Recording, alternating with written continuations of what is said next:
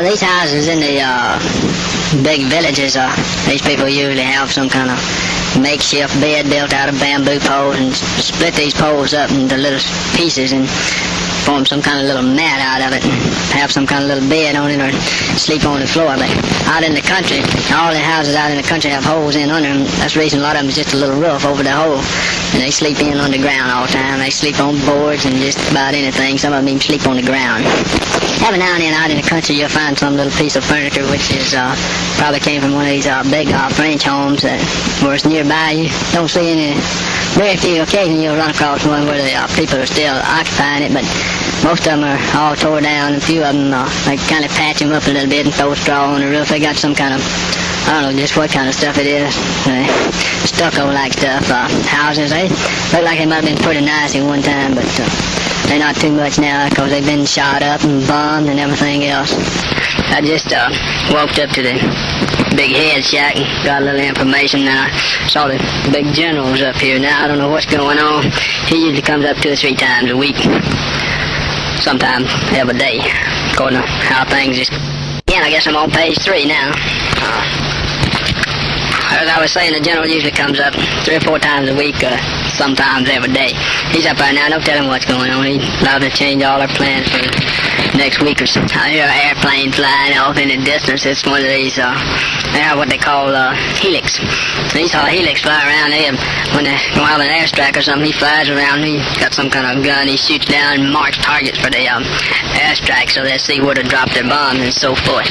They also have another little plane about the same thing as this helix. They call it Snoopy. He operates at night. He comes around and drops out flares and does all kind of shooting and everything. We had one guy one night get hit by a ricochet bullet from Snoopy. He got hit in the shoulder and he got to go back to the world, but I don't think it was too bad. I hear the general's bird just now cranking up. I think you'll be able to hear it over this phone. This is not a phone, this mic in. I heard that a while ago as I played the other side back. I could hear that bird. That other one was a little one. This here is a little bit larger. This is a Huey. It's cranking up now. That other one was a little, I don't know what they can call it. It's just a little bitty one. 4 people all can get in that other one. So this is about 6 people can get in this one with all their combat equipment on. And there'll be 2 pilots and 2 door gunners besides those 6. She's winding up and taking off now. You can tell these generals birds just walk by. You don't even have to look and see his name printed on the side of it. They always have a little white tail fin on the back of it. I guess they got it up there so those dinks won't shoot them. They probably got some kind of deal made with them. They see these generals and colonels and so forth. They don't want the war to end. They're making too much money out of it, so they probably bound to have some kind of agreement with the Dinks. You don't ever hear one of them getting killed. These dudes, all they have to do is just fly around up on that helicopter and look down. Sometimes they'll land on a hilltop somewhere in a relatively safe area and tell us what to do. I think if they get out here and hump up and down some of these hills a little bit with a heavy rucksack, they might change their opinion about this country. About a week or so ago, we were down at this little village, New Loxon. Down there you can buy soda and stuff. They pick up these soda from somewhere. They probably get it through the black market. Anyway, it costs us 50 cents to buy soda, 50 cents for beer. And they have just about anything you want to buy like that. Beer and banana wine and whiskey. I think a bottle of whiskey costs about $10 or something. They had some banana wine for $1. And you have little bitty packages of candy. They charge 50 cents. They just rob the people down there. Of course, everybody wanted some soda and candy when they got there. So, how these GIs are, they spend all their money, they don't care what it costs. They had hats and just about all kind of little junk. And anybody want to buy them. We worked with some of the popular forces and some of the regional forces while we were down there. So, they call them PFs and RFs. They're not too good at troops, in my opinion. They all the time making so blame much racket you can hear them 3 or 4 miles before they get to you. Hollering, cutting up. When they move out early in the morning when it's kind of dark, every one of them have a flashlight shining to see where they're going. They think if they make a lot of noise and stuff, they scare the dinks off. I call them dinks too, but the NVA or the VC. Having a lot of trouble over here now, just about a lot of these NVA and VC down in here which we're coming up against now, got M16 rifles. I think what I hear, a lot of these Arvins and things is selling these M16s to the NBA and the VC. They're getting rich on it, and the United States government just keeps throwing them M16s back. These are popular forces and regional forces. Every one of them got new M16s, new M60 machine guns, new radios and stuff like that, and we got all this old trash. About half of it don't even work. We went down there and just about all of them had brand new equipment. These are popular and regional forces. They just sort of work when they want to. They go out in the mornings and patrol around a little bit, and then they come home and lay around all in and stay there that night and get up the next morning. If they don't want to go out, they don't have to. They just do what they want to. I don't know what kind of money they draw. Of course, what little it is coming from the United States. And I do know they have got all this new equipment, though. Better equipment than what we got.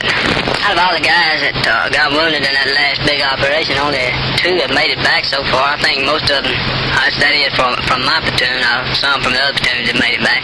But from my platoon, only 2 have made it back. The others, most of them got sent back to the world. I think there may be 1 or 2 in the rear that'll be back before long, but most of them got sent back to the world. It wasn't all that bad, but they got where they, just for TT, they'll send you back to the world now. They first send them to Japan, and then from Japan they go back to the world. I guess you hear me saying world, you wonder if we're not in the world over here, but everybody over here refers to the States as the world. When they want to say something about the world or the States, they say world. You might have heard me talk about LZ East. I was up on LZ East one time right after I came over here, and we had 2 guys, I believe, get killed while I was up there. They got 5 days, they pulling all of them off of LZ East, and they gonna tear up all their bunkers and blow the place apart up there. Decided they cut that place out. Actually, it wasn't too much good.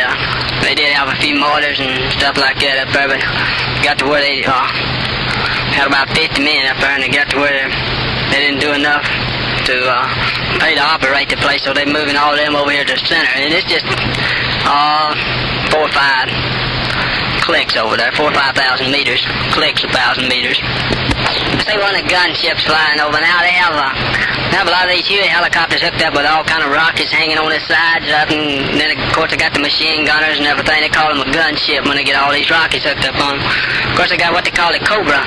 This Cobra, it's specially built for a gunship. It has a whole lot of rockets on it, and it has thing, it was a automatic M79 is what it is. It shoots out the front of it. This Cobra is only 36 inches wide, and it has a pilot and a co-pilot. One sits right behind the other, and it's real narrow. I ain't got a picture of it. I'm going to try to get a close-up of one of them sometime if I can ever find one when it's landing, because they're real narrow, only 36 inches wide. They can really put out a lot of firepower, though. A lot of times when we're being C8 into our air, and they think there may be a lot of dinks in there, they have several of these gunships flying along. Just before we land, they start shooting all kind of stuff, and you don't know whether to crawl in a hole or what to do. They shooting all around you. So every now and then they do accidentally hit some of our own troops, but they really put out some stuff when we go to land in a hot area anyway. They start firing up everything. They're shooting all in the wood line everywhere. Many dinks out there, it'd definitely keep them down while we could get out of the bird. The way we operate over here, if these dinks would happen to have just, if they could get a hold of 5 helicopters, they could wipe the whole United States Army out in a week, probably. I see one of these big Chinooks coming in. Them things have 2 rotary blades on top, and it's heading my way, and I'm finna just move out, because them things will blow. They just about blow you down if you're pretty close to them.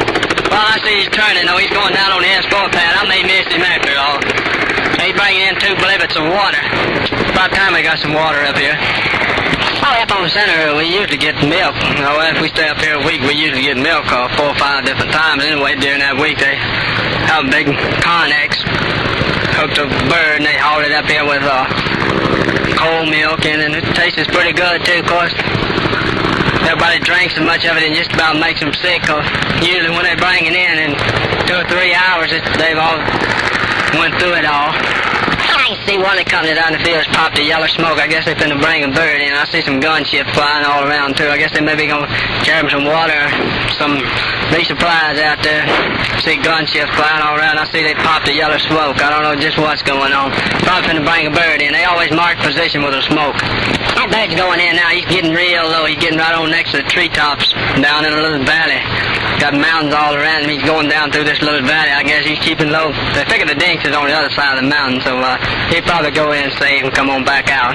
Yeah, I see he didn't go into that yellow smoke after all. He landed out in the middle of a rice paddy where that other bird went down the other day that was shot down. I guess he maybe gonna try to get a little equipment off of it. I think they left the machine guns on there the other day. Of course, them dinks probably done went out there during the night and got those machine guns off, so that means they're better equipped probably. He's still sitting down out there in the rice paddy. His motor's still running. The gun shifts are still flying around up there. He hasn't received any far. I kind of believe the dinks has probably moved out of this area just a little bit. They probably moved up just a little further and hid in somewhere. Wait till somebody comes along so they can blow a few more away and then they move back again. That's the way they operate. So we go through an area and they always manage to pick up 1 or 2 men and then they move out. We find them again. They sometimes get another man, move up again.